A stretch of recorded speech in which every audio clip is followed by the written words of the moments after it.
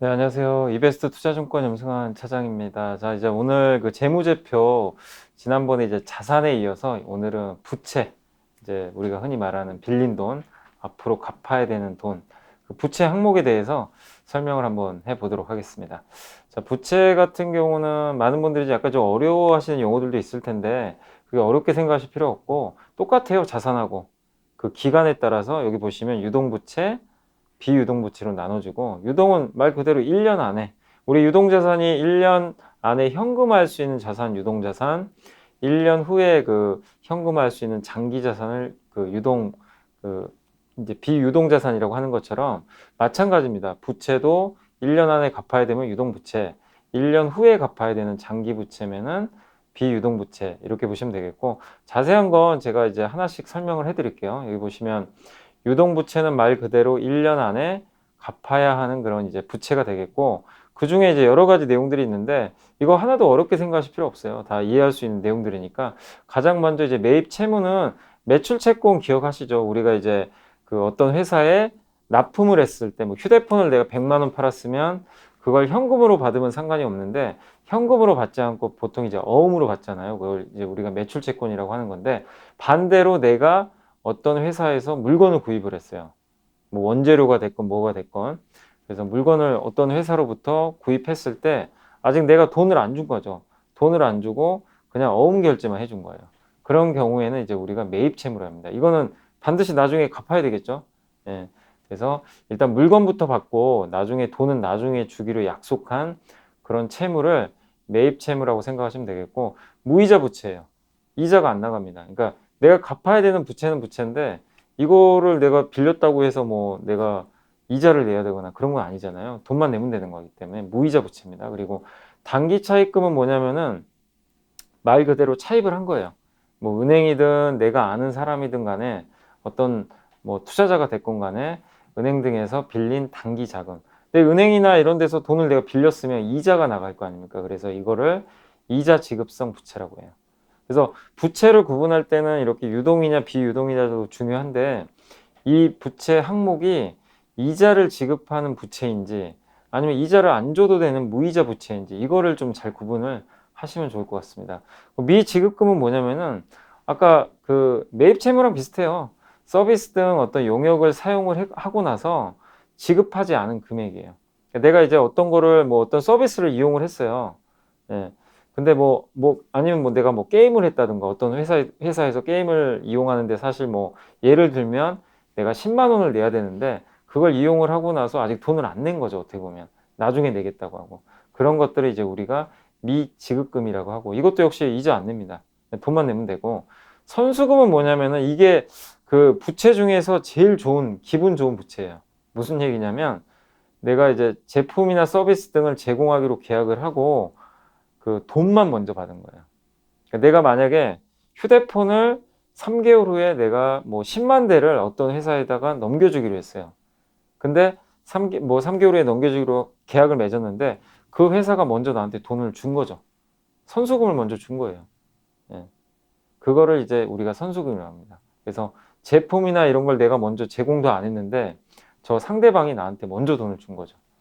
돈부터 받은 거예요. 그러니까 이건 당연히 무이자 부채고, 나중에 제품만 주면 돼요.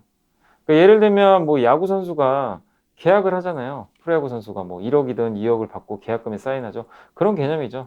나중에 이제 계약을 하고 나서 이제 내가 뭐 안타를 치건 활동을 하면 되는 거니까 그런 걸로 갚아 나가는 거죠. 예를 들면 선수금은 어쨌든 기업 입장에서 굉장히 좋은 부채다라고 생각하시면 되겠고, 마지막으로 유동성 장기 부채 뭐냐면, 그 부채라는 건 만기가 있잖아요. 내가 뭐 만약에 3년 만기로 돈을 빌렸어요. 어떤 은행에서. 근데 그건 이제 비유동부채죠. 만기가 3년 이상이니까. 근데 이게 만기가 점점 줄어들어 가지고 1년 안으로 들어왔어요. 그러면 이제 올해 안에 갚아야 될 거 아닙니까? 그럼 비유동부채가 유동부채로 바뀌게 되는 거죠. 이런 것들을 우리가 유동성 장기부채. 그러니까 장기부채였는데 앞에 유동성, 1년 안에 갚아야 되는 부채로 이제 만기가 바뀌었다라고 생각하시면 좋을 것 같습니다. 그리고 이제 비유동부채는 이제 반대로 1년 후에, 그러니까 1년 안에 안 갚아도 되는 그런 좀 약간 장기성 부채고, 장기 차입금, 은행에서 빌린 장기 자금. 아까 이제 그 유동성 장기 부채가 1년 안으로 들어온 거고, 이건 이제 만기가 긴 거. 그걸 생각하시면 되겠고, 회사채, 이제 사채는 그 우리가 회사가 회사채 많이 발행하잖아요. 채권 같은 거. 그런 것들은 만기가 보통 3년, 5년, 뭐 10년짜리도 있어요. 당연히 장기간의 자금이잖아요. 그래서 사채 같은 경우도 비유동부채로 들어가고, 역시 이자 내야 됩니다. 우리가 이제 채권을 발행을 했을 때는 투자자들한테 당연히 이자를 지급해야 되는 그런 부채고, 그 다음에 순확정 급여 부채라고, 그 종업원들한테 사실 이제 회사라면 그 퇴직금 같은 거 나중에 제공해야 되잖아요. 지급을 해야 되잖아요. 그러니까 종업원에게 줘야 하는 그런 퇴직금 등을 포함한 그런 금액입니다. 그래서 이런 것들을 순확정 급여 부채. 그러니까 나중에 퇴직금을 주기 위해서는 미리 그러니까 항목을 미리 만들어 가지고 어느 정도 돈을 그 약간 세이브라 그러죠. 이렇게 비축을 해놔야 돼요. 그거를 이제 그리고 나서 종업원이 퇴사를 한다든가 아니면 성과급 같은 거 줄 수도 있잖아요. 그런 것들을 우리가 순확정 급여 부채라고 합니다. 역시 이자가 안 나갑니다. 마지막으로 이연법인세 부채는 뭐냐면은 이게 이제 세무서에서 부과한 세금 부과 시점하고 기업이 회계에 반영한 법인세 지출 시점이 달라요. 그러니까 예를 들면 어떤 기업이 회계 처리를 하는데 올해 그 법인세가 예를 들면은 한 1,000만 원이 나올 것 같아요. 예상을 해요. 미리 예상을 해서 부채를 잡아놔요. 올해는 한 1,000만 원 정도 부채가 나올 것 같습니다. 그러니까 법인세를 지출할 것 같아요. 미리 잡아놓는데 세무서에서 실제로 이제 부과를 해요. 이제 어느 연도가 지나가지고 세무서에서 부채를 그러니까 법인세를 딱 내역서를 보냈어요, 회사에. 근데 실제로 봤더니 1,100만 원을 내라고 나와 있는 거예요. 그럼 어떻게 되겠어요? 나는 1,000만 원만 지금 낼 거라고 생각하고 미리 돈을 부채를 떼어놓은 건데 1,100만 원이 나왔으면 100만 원을 더 줘야 될 거 아닙니까? 이거를 우리가 이연 법인세 부채라고 그래요. 근데 만약에 이제 반대로 봤을 때 1,000만 원을 우리가 예상을 했는데 세무서에서 900만 원만 내라고 날라온 거예요. 그러면은 이거는 나중에 100만 원 더 내면 되잖아요. 그래서 이거를 우리가 이연 법인세 자산이라고 합니다. 그래서 부채하고 자산은 약간 달라요. 그래서 법인세를 세무서에서 부과한 금액보다 더 내야 되면 우리가 부채고, 덜 내야 되면은 자산이다 라고 생각하시면 되겠습니다. 그래서 부채가 많다고 무조건 나쁜 건 사실 아니에요. 그래서 이 부채 중에서 이렇게 이자를 내야 되는 부채가 많으면 좀 부담이에요. 왜냐 매달, 그러니까 매 분기마다 매달, 아니 뭐 매달 낼 수도 있겠죠. 이자를 계속 내야 되니까 비용이 나가는 거잖아요. 근데 이런 뭐 순확정 급여 부채나 선수금이나 미지급금 이런 거는 이자를 안 내기 때문에 사실 이런 부채는 많아도 그렇게 재무적으로 리스크가 크지 않다. 그래서 부채라고 해서 여러분들이 가장 주의하실 거 뭐냐면은 무조건 나쁘다고만 보지 마세요. 부채 비율 높으니까 이 예상 하지 말자. 이게 아니라 항목별로 보시면은 좋은 부채가 분명히 있어요. 그런 것들은 괜찮기 때문에 너무 걱정하실 필요 없는 것 같습니다. 그래서 일단 부채에 대해서는 다 한번 간략하게 설명드렸고, 부채 중에서 제가 중요한 것들만 다음에 설명해 드릴 텐데, 다음 시간에 선수금이 굉장히 중요하거든요. 그래서 그 항목만 따로 떼가지고 다시 한번 설명해 드리겠습니다. 자, 오늘 부채는 여기서 마감하도록 하겠습니다. 감사합니다.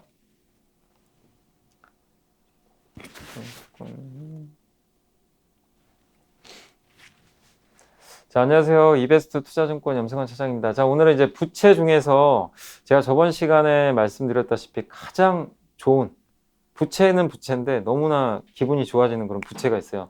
바로 선수금입니다. 거기에 대해서 한번 설명을 해드릴게요. 선수금은 말씀드린 대로 내가 어떤 용역, 그러니까 어떤 제품을 제공하기로 계약을 했는데 아직 그 제품은 제공을 안 하고 돈만 먼저 받은 거예요. 그거를 우리가 선수금이라고 합니다. 선급금도 있는데 제가 이제 알기 쉽게 한번 이렇게 그 그림을 캡처해 왔는데 설명해 드릴게요. 그러니까 내가 뭐 예를 들면 내가 아파트를 10억 원에 매각을 했어요. 계약을 맺었어요. 근데 그 10억 원이란 돈을 다 받진 않잖아요. 처음에 계약하자마자 누가 10억 원 줍니까? 그죠? 계약금 주고 그 다음에 중도금을 나중에 받고 이제 마지막에 잔금까지 받게 되잖아요. 그런 구조인데 아파트 이제 10억 원 계약을 맺고 내가 계약금하고 중도금 6억 원을 먼저 수령을 했어요. 근데 내가 아파트를 지금 나하고 계약한 이 매수인한테 아파트를 먼저 지금 넘겨준 건 아니잖아요. 그죠? 일단 나는 6억 원이라는 돈을 먼저 받았습니다. 그래서 미리 받은 돈, 이게 이 계약금과 중도금 6억 원이 일단은 선수금이 되는 거예요. 먼저 받은 거예요, 돈부터. 예, 그리고 내가 이제 잔금 이제 날짜에 그 나머지 4억 원을 받고 이제 아파트를 넘겨주는 거죠. 그러면 이제 모든 게 다 끝나는 거죠. 그죠? 그래서 미리 받은 돈, 그러니까 좀 알기 쉽게 표현을 한 건데 이런 개념이에요. 이런 개념으로 선수금이라는 거 생각하시면 되겠고, 여기 써 있는 대로 부채인데 아파트를 넘겨서 갚는 것으로 이게, 그러니까 부채는 부채인데 내가 그냥 아파트만 넘겨주면 돼요. 내가 따로 돈이 뭐 나가거나 그런 게 아닙니다. 그냥 내가 갖고 있는 뭐 제품이나 아파트를 그냥 넘겨서 갚기만 하면 돼요. 그래서 상당히 좋은 부채죠. 돈은 돈대로 받으니까. 그래서 좋은 부채의 개념, 선수금이라고 생각하시면 되겠고, 선급금은 뭐냐면은 반대입니다. 예. 내가 이제 아까 나는 내가 아파트를 매각한 거에 반대로 내가 아파트를 산다고 생각해 보세요. 아파트 10억 원을 매입을 하기로 계약을 맺었어요. 계약금과 중도금을 6억 원을 지급했습니다. 아까랑 완전히 반대 상황입니다. 지급을 내가 먼저 했어요. 예. 그 매도자한테 자, 계약금 주고 중도금까지 해서 6억 원을 먼저 줬어요. 근데 내가 아직 아파트를 받지는 못했잖아요. 그래서 돈만 미리 준 거예요. 이거를 우리가 선지급금이라고 합니다. 예. 그래서 미리 준 돈이라고 그래요. 사실 이거는 별로 좋은 건 아니죠. 그러니까 아까 선수금은 부채는 부채인데 미리 받은 돈이라 되게 좋은 건데, 선급금은 내가 돈부터 준 거예요. 물건은 안 받고. 그래서 약간 좋은 개념, 그러니까 약간의 반대 개념이다 라고 생각하시면 되겠고, 그리고 자산이라고 불려요. 그러니까 이거는 선급금은 아까 선수금하고 다르게 선수금은 부채인데 굉장히 좋은 부채고, 선급금은 자산은 자산이에요. 자산으로 처리를 해요. 근데 안 좋은 자산이죠. 돈만 먼저 준 거기 때문에. 그리고 나중에 이제 아파트를 받으면 비용으로 처리를 하게 됩니다. 그 개념만 잘 이해해 주시면 좋을 것 같습니다. 그래서 선수금과 선급금이 이렇게 그 회계 처리가 된다는 거 염두에 두시면 되겠고, 실제로 이런 기업이 있어요. 제가 한번 보여드릴게요. 이 플레이위드라는 이제 게임 개발사로 제가 알고 있는데, 이 회사인데 여기 한번 봐보세요. 자, 이 회사 보면 부채가 정말 어마어마합니다. 유동부채가 지금 금액이요, 이 737억이 찍혀 있죠. 여기 보시면 737억이 유동부채입니다. 그러니까 이 회사가 지금 1년 안에 갚아야 되는 부채가 737억이에요. 이 회사가 갖고 있는 지금 자본이요, 지금 보세요. 38억밖에 없어요. 아니 38억밖에 없는 기업이 737억을 어떻게 갚아요? 1년 안에 당장. 돈도 없는데. 그러니까 가지고 있는 자본이 38억인데, 그리고 보면 근데 여기서 되게 웃긴 게 유동부채가 737억인데 전체 부채가 750억이에요. 그럼 나머지 200억은 별 볼 일 없는, 그러니까 그 장기 부채고 737억이 지금 굉장히 급해요. 근데 여기서 한번 보시면 기타 유동 금융 부채라고 써 있죠. 다른 건 별로 없어요. 뭐 매입 채무 40억밖에 안 되고 유동성 전환사채 사채 얼마 안 됩니다. 737억 중에 695억이 기타 유동 금융 부채예요. 근데 이게 뭔지는 내용이 지금 안 나와 있어요. 그럼 우리가 주석에 들어가서 살펴봐야 됩니다. 그래서 제가 주석을 한번 들어가서 캡처를 해본 건데요. 플레이위드 여기 재무제표 주석에서 유동부채를 제가 한번 검색을 해봤어요. 그럼 여기 내용이 나와 있습니다. 당사의 유동부채 737억 중에서 688억 원은 황금가지와 토지 및 건물에 대한 매각 계약을 체결하고 수령한 선수금이라고 써 있죠. 무슨 얘기냐면 이게 황금가지라는 회사한테 그 건물을 판 거예요. 아까 제가 말씀드렸죠. 아파트를 내가 판 거죠. 팔았는데 돈부터 먼저 받은 거예요. 돈은 일단 받아놨는데 아파트를 안 넘긴 거랑 똑같은 겁니다. 그러니까 이 플레이위드가 황금가지에 토지와 건물에 대한 매각을 체결하고 돈만 일단 688억을 받은 거예요. 먼저 받았어요. 근데 건물을 아직 안 준 거예요. 왜냐하면 경기과학기술진흥원에서 이게 승인이 안 떨어졌대요. 이게 승인이 떨어지면 바로 이제 건물을 넘기면 됩니다. 최종적으로 계약이 끝나는 거예요. 그래서 이 기타 유동부채 여기서 보면은 이 737억 중에서 688억 원 정도, 요게 실제로는 선수금이기 때문에 회사 입장에서는 전혀 부담이 없는 거예요. 예. 그럼 나머지 50억만 갚으면 돼요. 나머지 50억은 이제 뭐 차입금이든 그런 것들은 갚아 나가면 되고, 그 중에 688억은 아무튼 그냥 안 갚아도 되는 돈이에요. 그냥 저 처분 승인만 떨어지면 바로 계약이 종료되고 저 부채는 날라갑니다. 없어집니다. 그러니까 우리가 그냥 재무제표만 딱 봤을 때 플레이위드라는 기업을 보면 그냥 입이 떡 벌어집니다. 이런 회사를 왜 투자를 해? 예, 부채가 이렇게 어마어마한데 근데 실제로 보면 부채는 얼마 안 되는 거예요. 저 부채는 되게 좋은 부채죠. 그렇게 보면 부채 비율이 확 떨어지겠죠. 그래서 여러분들이 항상 생각하실 건 부채가 적은 기업은 상관이 없는데 내가 어떤 기업에 관심이 있어서 재무제표를 딱 들여다봤는데 부채가 저렇게 너무 많아요. 그러면은 꼭 한번 내용을 확인해 보세요. 저처럼.